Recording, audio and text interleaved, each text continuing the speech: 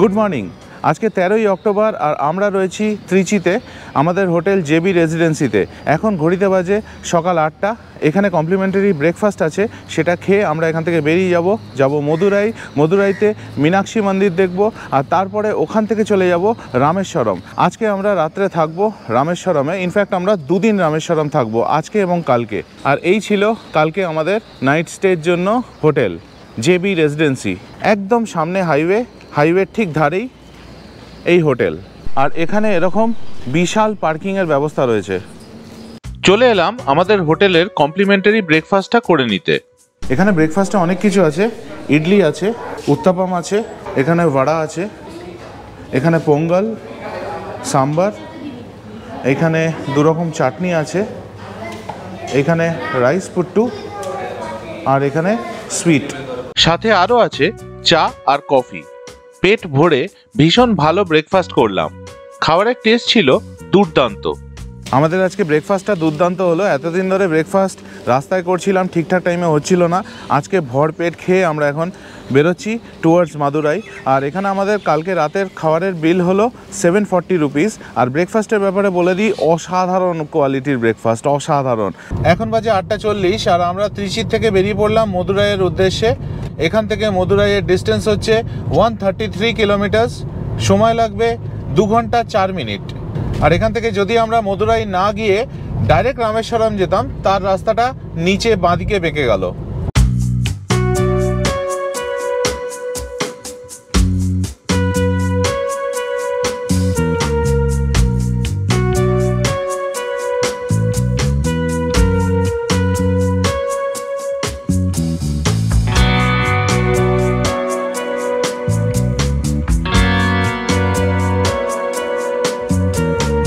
আমরা এখন যে রাস্তাটা দিয়ে যাচ্ছি তার পুরো পাশে পাহাড়ের রেঞ্জ দেখা যাচ্ছে, দুপাশেই, বাঁদিকেও পাহাড়, ডান দিকেও পাহাড়, আর এরকম সুন্দর নারকেল গাছে ঘেরা।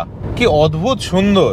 তামিলনাড়ুতে যেরকম সুন্দর রোড কন্ডিশনস, তেমন সুন্দর রোড নেটওয়ার্ক, আর তেমন প্রাকৃতিক সৌন্দর্য, অসাধারণ।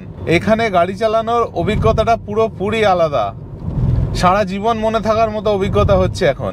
ডান দিকে পাহাড়টা দেখুন, কি অসাধারণ লাগছে দেখুন, তার উপর আবার মেঘ জমে রয়েছে, আর বাঁদিকে পুরো নারকেল গাছের সারি। এখানে রাস্তার ক্লাসিফিকেশন সত্যি কথা, খারাপ রাস্তা ভালো রাস্তা করে করা যাবে না। এখানে সব রাস্তাই ভালো, একটা রাস্তা থেকে আরেকটা রাস্তায় ঢুকিয়ে দিচ্ছে, সেটাও দেখছি আগেরটার মতনই ভালো। রোড নেটওয়ার্ক অসাধারণ। এখানে যদি আপনারা গাড়ি নিয়ে না আসেন বুঝবেন না যে এখানে কি রাস্তা, অদ্ভুত সুন্দর। যারা গাড়ি নিয়ে আসতে চান কলকাতার থেকে, অবশ্যই আসুন, এনজয় করবেন, সারা জীবন মনে থাকবে এই ড্রাইভটা। আর যদি মনে হয় কলকাতার থেকে এতটা আসবেন কি করে গাড়ি নিয়ে, তাহলে আরেকটা কাজ করতে পারেন, চেন্নাই চলে আসুন ফ্লাইট বা ট্রেনে, আর তারপর ওখান থেকে সেলফ ড্রাইভ নিয়ে নিন। আমার আগে যদিও প্ল্যানটা তাই ছিল, পরে আমি চেঞ্জ করে কলকাতা থেকে ডাইরেক্টলি গাড়ি নিয়ে আসি। গাড়ি নিয়ে যাচ্ছিলাম, দাঁড়িয়ে পড়লাম, কারণ হচ্ছে এই অসাধারণ রাস্তা এবং তার চারপাশের দৃশ্য, এটা না তুলে যাওয়াটা ঠিক হবে না। আর যেরকম দেখতে পাচ্ছেন রাস্তায় কিন্তু ট্রাফিক প্রচণ্ড কম, খুব কম গাড়ি।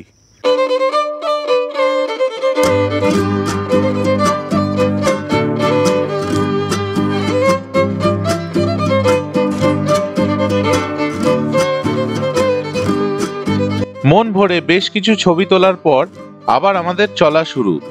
তবে যত এই রাস্তায় আমরা এগিয়ে চললাম, ততই মুগ্ধ হয়ে গেলাম চারিদিকের প্রাকৃতিক সৌন্দর্য দেখে। রাস্তাটা খালি দেখুন, উফ কি অসাধারণ রাস্তা দেখুন। এই রকম যে কত ফ্লাইওভার পেরিয়ে এলাম, এবং সামনে কত এরকম ফ্লাইওভার আসবে জানি না। মধ্যিখানে মিডিয়ানটায় কি সুন্দর গাছ পুঁতেছে দেখুন। রাত্রেবেলা উপাস থেকে যে গাড়িগুলো আসবে তাদের লাইট কিন্তু এপাশের লোকেদের চোখে পড়বে না, এবং সৌন্দর্যায়নও গুরুত্ব দিয়েছে। দেখুন ফুল গাছ পুঁতেছে, কি সুন্দর হলুদ হলুদ ফুল হয়েছে দেখুন। আর আমরা এখন যে হাইওয়েটা দিয়ে যাচ্ছি তার বাঁদিকে দেখুন পাহাড়, সামনে পাহাড়, ডান দিকেও পাহাড়। সত্যি এখানে নিজে গাড়ি না নিয়ে এলে কিন্তু বিরাট বড় মিস করে যেতাম। এখানে যদি অন্য কেউ গাড়ি চালাতো এবং আমি সেই গাড়িতে বসে থাকতাম শুধু, প্রচণ্ড মনে আফসোস হতো। আরেকটা টোল আমরা ক্রস করে গেলাম, আর এখানে কিন্তু প্রচুর টোল, কিন্তু সত্যি কথা বলছি এত টোল দিয়েও গায়ে লাগছে না, কারণ হচ্ছে রাস্তার কন্ডিশন অত্যন্ত ভালো। টোল নিচ্ছে নিক, রাস্তাটাকে ঠিকঠাক রাখুক, এটাই আমাদের ডিমান্ড থাকা উচিত। এবং এখানে সত্যি সেটা করছে, টোল প্রচুর নিচ্ছে কিন্তু রাস্তাটাকে একদম তুখোড় বানিয়ে রেখে দিয়েছে। এখন আমরা মদুরাই শহরের মধ্যে ঢুকছি, আর এখান থেকে মীনাক্ষী আম্মান টেম্পল হচ্ছে 10 কিলোমিটার। একটু আগে একটা সাইনবোর্ড দেখতে পেলাম, ওখানে লেখা ছিল। আর এই ফ্লাইওভারটা তৈরি করেছে, এটাও দেখুন কত ওয়েল মেনটেন্ড, কত ওয়েল কনস্ট্রাক্টেড। গত 2-3 মিনিট ধরে গাড়ি চালিয়ে যাচ্ছি, আর এই ফ্লাইওভারটায় যেটায় উঠেছিলাম সেটা এখনও চলছে। কিছু কিছু জায়গায় র্যাম্প করে দেওয়া আছে এক্সিট আর এন্ট্রির জন্য, আর আমরা সোজা চলে যাচ্ছি। কি বিশাল লম্বা ফ্লাইওভার!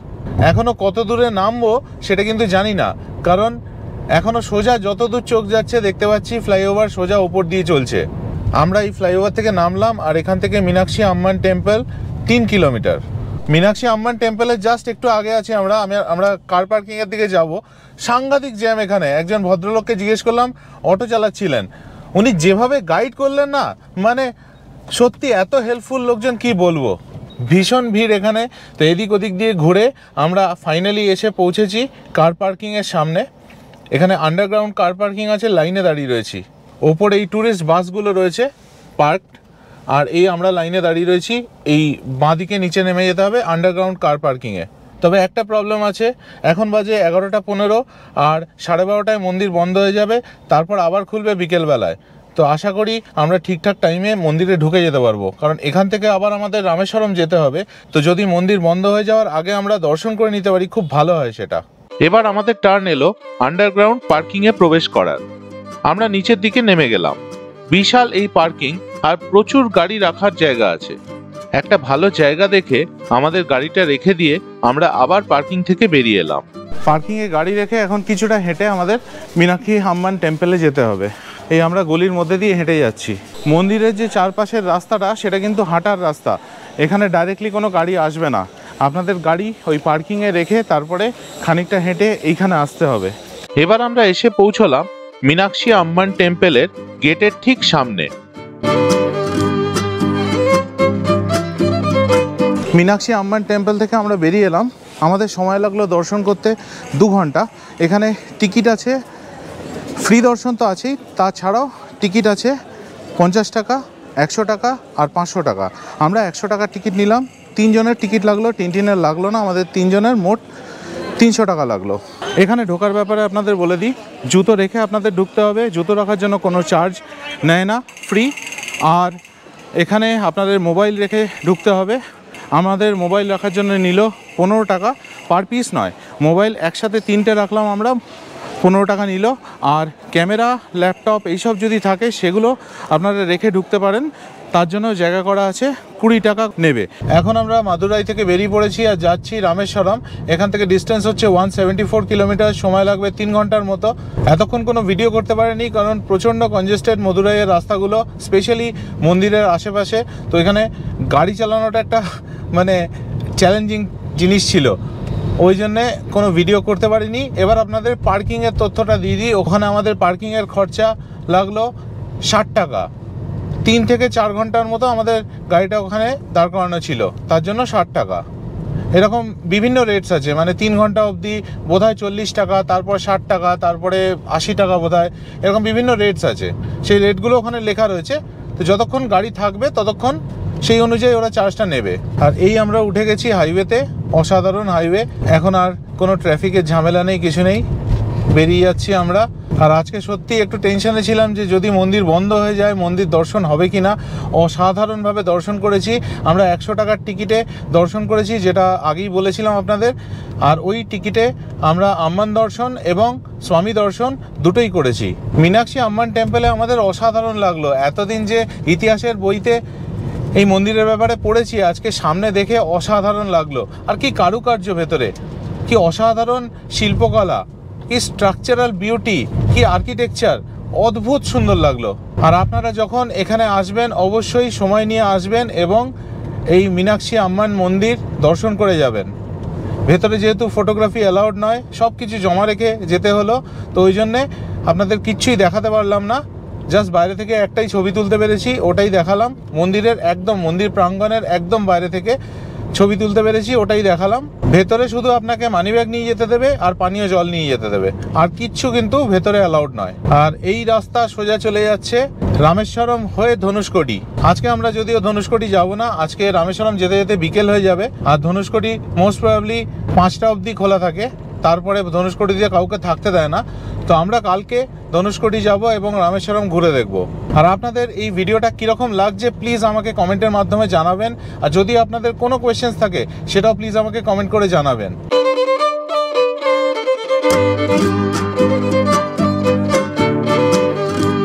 রোড সাইড একটা দোকান পেলাম, ওখান থেকে আমরা ওই লাঞ্চের জন্য কিছু জিনিসপত্র কিনে নিলাম। আজকে আমাদের লাঞ্চ হয়নি, তো অনিন্দিতাই বলে দেবে কি নিল, কারণ আমি গাড়িতেই ছিলাম। ওই গিয়ে জিনিসপত্র নিয়ে এলো। আমি নিলাম লাঞ্চের জন্য আজকে সুইট বান, তার সাথে চিপসের প্যাকেট, বানানা চিপস আর রেড বানানা। একবার রেড বানানাটা দেখতে আমার খুব ইচ্ছে করছে, কারণ জীবনে কোনোদিন রেড বানানা দেখিনি। এখানে নাকি বিখ্যাত, অনিন্দিতাই বললো। এই যে কি অদ্ভুত টাইপের দেখতে, পুরো বানানাটা রেড, বেশ ব্যাপক লাগছে। কিন্তু অনেক কিছু নতুনত্ব দেখতে পাচ্ছি, খুব ভালো লাগছে। এগুলো না ঘুরতে বেরোলে কিন্তু এগুলো জানা যায় না, কত কিছু রয়েছে বিভিন্ন প্রান্তে আমাদের দেশের, সেগুলো এইসব জায়গাতে এলেই বোঝা যায়। এখান থেকে ধনুষকোটি 109 কিলোমিটার, যেটা আমরা কালকে যাব। রামানাথাপুরমও এই রাস্তাতেই। রাস্তার দুপারে গাছপালাগুলো দেখুন, পুরো মনে হচ্ছে সমুদ্রের ধারে চলে এসেছি অলরেডি। যদিও এখান থেকে কিন্তু এখনও 80 কিলোমিটারের মতো দূর রামেশ্বরম। এগুলো জেনারেলি অনেক শর্ট হাইটের গাছ এবং সমুদ্রের আশেপাশে এগুলো হয়। এতক্ষণ বিশাল বিশাল গাছ দেখতে পাচ্ছিলাম, আর এখন কি অদ্ভুত সুন্দরভাবে এই ট্রানজিশনটা হলো সেটাই দেখার মতো। এখন গাছের সাইজ কিন্তু অনেক ছোট হয়ে গেল, বিরাট গাছ নেই বলবো না, কিন্তু সংখ্যায় অনেক কম। আর এখন এই রকম গাছ চারিপাশে আমরা দেখতে পাচ্ছি। অনিন্দিতা একটু আগে রাস্তার ধারের ওই দোকানটার থেকে বানানা চিপস কিনলো, ওটা কিন্তু কোকোনাট অয়েলে ভাজা, মানে নারকেল তেলে ভাজা। খাওয়ার সময় একটা ডিস্টিংক্ট যে নারকেলের গন্ধ সেটা নাকে এলো, কিন্তু খারাপ লাগলো না, কিন্তু বেশ ভালো খেতে। আর এখন যেখান দিয়ে আমরা যাচ্ছি এখান থেকে ধনুষকোটি হচ্ছে 80 কিলোমিটার। তবে যেরকম আগেই বললাম, আজকে ধনুষকোটি আমরা যাব না, আজকে আমরা রামেশ্বরমে স্টে করব, কালকেও স্টে করব ওখানে। আগামীকাল আমরা ধনুষকোটি যাব এবং রামেশ্বরমে যে যে জায়গা দেখার আছে সব ঘুরে দেখব। আজকে তিরুচিরাপল্লী থেকে মাদুরাই হয়ে রামেশ্বরম আসতে আমাদের টোটাল টোল দিতে হলো 470 টাকা। এছাড়াও রামেশ্বরম ঢোকার সময় এখানে পার্কিং এর জন্য ফাস্ট্যাগ থেকে 100 টাকা কেটেছিল। এখনই আমরা মণ্ডপম ক্রস করলাম, আর এখনই ডান সাইডে সমুদ্র দেখা দিয়েছে। এই দেখুন, ডান দিকে সমুদ্র দেখা দিয়েছে, আর আমরা এগিয়ে চলেছি পাম্বানের দিকে। সেই বিখ্যাত পাম্বান ব্রিজ আমরা এবার ক্রস করব, করে আমরা রামেশ্বরম পৌঁছবো। আর এই দেখুন ডান দিকে সমুদ্র, কি অদ্ভুত সুন্দর লাগছে দেখুন। এতক্ষণ ডান দিকে সমুদ্র ছিল, এবার দেখুন বাঁ দিকে সমুদ্র। আমাদের দুপাশে এখন সমুদ্র, আমরা সমুদ্রের মাঝখান দিয়ে এগিয়ে চলেছি। এখানে প্রচুর গাড়ির লাইন, কারণ এখানে লোকজন গাড়ি থামিয়ে ছবি তোলে। আজকে আমাদের একটা স্বপ্ন সত্যি হলো, আমরা নিজেদের গাড়ি নিয়ে চলে এসেছি পাম্বানে। আর এখন আমরা দাঁড়িয়ে রয়েছি পাম্বানের ব্রিজের ওপর, যেটা গাড়ি যাওয়ার। এটা হচ্ছে গাড়ি যাওয়ার ব্রিজ পাম্বানে। এখান দিয়ে সোজা চলে গেলে রামেশ্বরম ধনুষকোটি, এখান দিয়ে আমরা রামেশ্বরম যাব। আর পাশে দেখতে পাচ্ছেন ট্রেন লাইনটা, বিখ্যাত পাম্বানের রেল ব্রিজ, যেটা সমুদ্রের ওপর দিয়ে চলে যাচ্ছে রামেশ্বরম। কিরকম লাগছে? দারুণ লাগছে, প্রথমবার এলাম আর অনেকবার গল্প শুনেছি এখানকার, আজকে দেখে সত্যি অদ্ভুত লাগছে। Google, how is the experience? দারুণ। আমরা এখানে দাঁড়িয়ে আছি আর দু সাইডে সাগর। একদম। আমি এটা টিভি কিংবা ডায়েরি এইসবের ছবিতে দেখেছি, কখনো রিয়েল লাইফে দেখবো ভাবতে পারিনি। ওহ রিয়েলি, এই পাশে সমুদ্র, ব্রিজের ওপাশেও সমুদ্র। ওদিকটা আপনাদের দেখাচ্ছি, চলুন। আমরা এখন ট্রেন লাইনের ঠিক উল্টো দিকটায় চলে এসেছি। এদিকটা দেখুন, দূরে মাছ ধরার নৌকোগুলো সব বাঁধা রয়েছে, সেগুলো দেখা যাচ্ছে। এখানে ট্রাফিক খুব বেশি, এত লোকে গাড়ি নিয়ে যাচ্ছে আর এত লোক গাড়ি দাঁড় করাচ্ছে। অনিন্দিতা, গুগল, টিনটিন ওই পারে রয়েছে, অনেকক্ষণ ধরে রয়েছে, পার হতে পারছে না। এখানে চারিদিকে শুধু তামিলনাড়ুর গাড়ি, কেরালার গাড়ি আর কর্ণাটকের গাড়ি, আর একমাত্র আমার গাড়িটাই হচ্ছে পশ্চিমবঙ্গের গাড়ি। ওই দাঁড়িয়ে রয়েছে পাম্বান ব্রিজের ওপর আমাদের গাড়ি, আর এই চারিদিকে লোকজন দাঁড়িয়েছেন এখানে ছবি তোলার জন্য। এটা একটা খুব জনপ্রিয় ট্যুরিস্ট প্লেস, এখানে লোকে ছবি তুলবেই, সেলফি তুলবেই, এটা মাস্ট। রামেশ্বরম এলে এইটা লোকে করবেনই। বাঁদিকে রয়েছে রেল ব্রিজ আর ডান দিক বাঁ দিক দুদিকেই সমুদ্র। আমরা সমুদ্রের মাঝখান দিয়ে ইন্ডিয়ান মেনল্যান্ড ছেড়ে রামেশ্বরম দ্বীপের ওপর যাচ্ছি। এক অসাধারণ অভিজ্ঞতা আমাদের চারজনেরই। অদ্ভুত অদ্ভুত এই ফিলিং কথায় বলে বোঝানো যায় না। বিউটিফুল বিউটিফুল, এত ভালো লাগছে কি বলবো। বাঁদিকে ব্রিজটা রয়েছে, রেল ব্রিজটা, আর ডান দিকে প্রচুর নৌকো বাঁধা রয়েছে যেগুলো সমুদ্রে যায় মাছ ধরতে। রামেশ্বরমে ঢোকার আগে ব্রিজের ওপর আরেকবার দাঁড়ালাম। এখান থেকে দেখুন মাছ ধরার বোটগুলো যেগুলো রাখা রয়েছে খুব সুন্দরভাবে এবং কাছ থেকে দেখা যাচ্ছে। তাহলে চলুন এবার এগোনো যাক। এখানে লোকাল একটা কিছু প্রসেশন বেরিয়েছে, কিছু পুজোর মনে হচ্ছে। সবাই নাচতে নাচতে আনন্দ করতে করতে যাচ্ছে, কিন্তু প্রবলেমটা হয়ে গেছে যে রাস্তার হাফ গার্ড করে এনারা যাচ্ছেন, আর তার জন্য আমরা আটকে গেছি এবং আমার পেছনে যত গাড়ি আছে সবাই আটকে গেছে।